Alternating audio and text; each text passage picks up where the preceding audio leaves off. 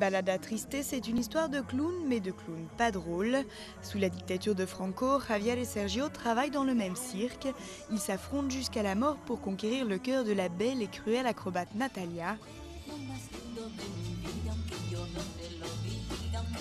Une comédie dramatique de l'espagnol Alex de la Iglesia, à l'esthétique très travaillée et à l'humour bien noir.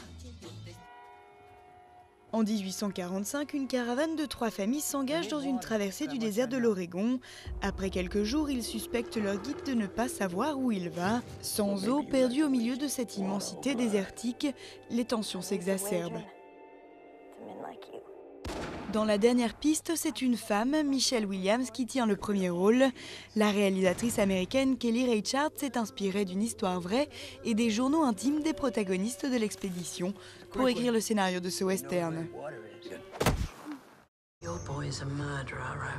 Brighton Rock, un thriller dans lequel Sam Riley joue Pinky Brown, un truand démoniaque.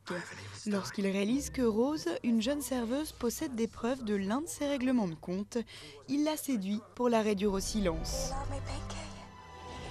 Dans ce film, le Britannique Rowan Jove joue la carte du remake, revisitant un classique du film noir intitulé Le Gang des tueurs, sorti en 1947.